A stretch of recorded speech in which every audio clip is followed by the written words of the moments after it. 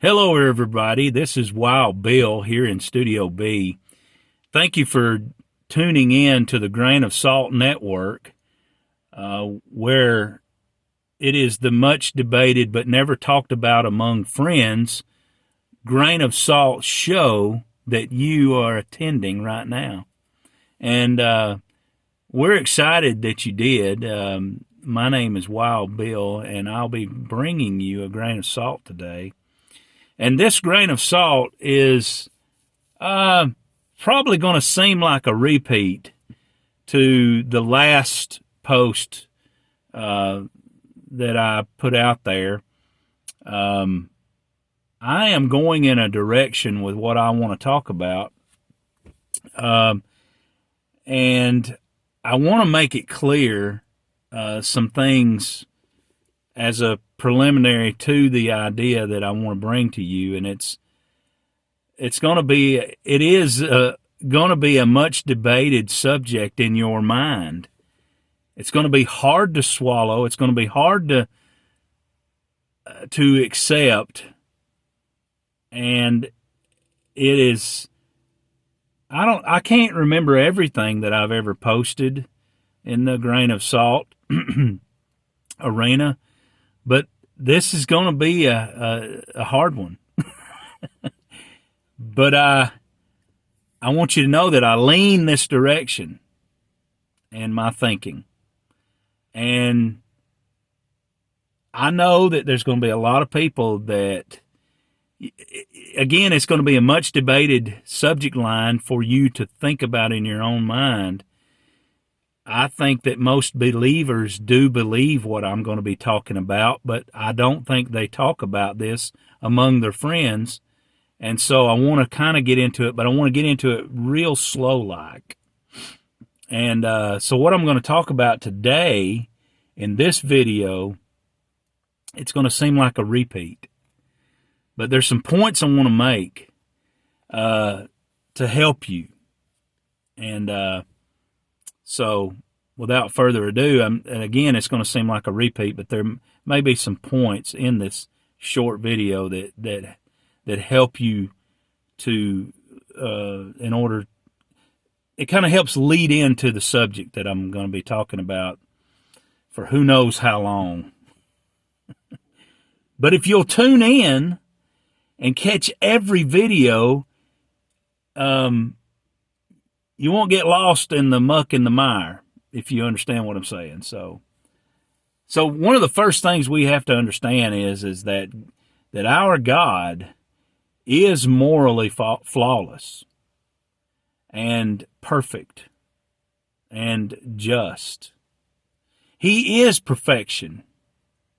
And everything in him and of him and for him and from him and by him is perfect. So if you have that understanding or belief anyway, and what we've talked about in previous videos is there are things written in the scriptures that the only reason that we believe them is because they're written in the scriptures. It might be that we can't quite understand them at this point. It could be that a lot of you out there understand some of the things we've talked about and what we're going to talk about. It might be that you understand it and you're ahead of some of us. But again, the only reason you believe some of this stuff is because it's written, and it's like you just accept it.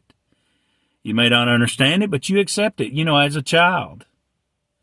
And so fundamentally, you need to understand this, though, and believe this, that whatever he says is just. And that is, whatever he says is justice.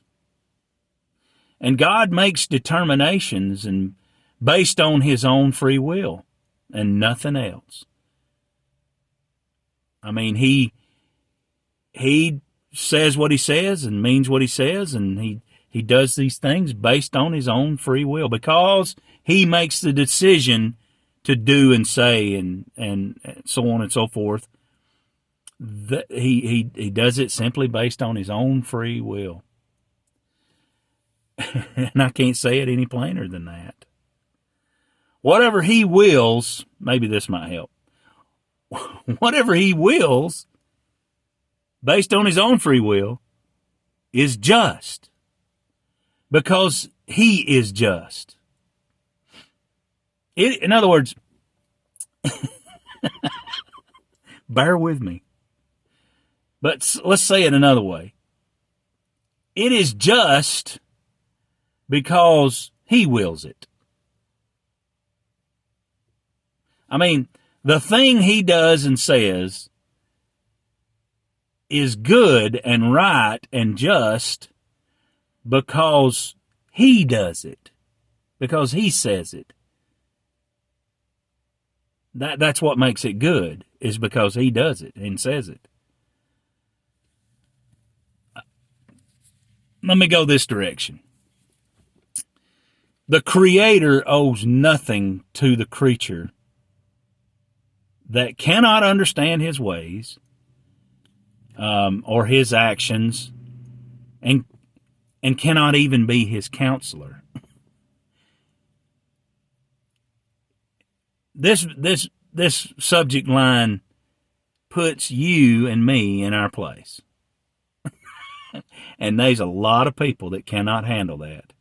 They think so high of themselves, they cannot dare believe that they are beneath anything.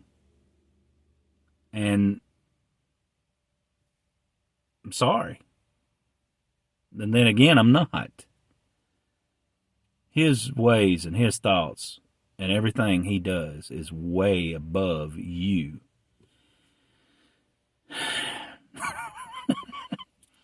So, my next statement is this. How could God ever be called unjust by anyone for choosing to save some? Why? Because there are none that deserve to be saved at all.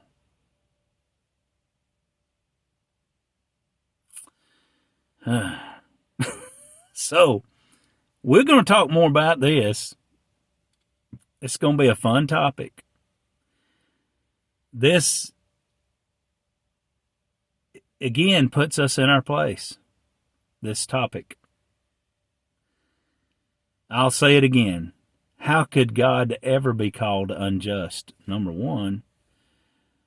And number two, how could he be called unjust by anyone at all for choosing to save some, because there are none that deserve to be saved in the first place? Take all I'm saying with a grain of salt, and remember to give to the widows, orphans, and poor. They're the ones who need it.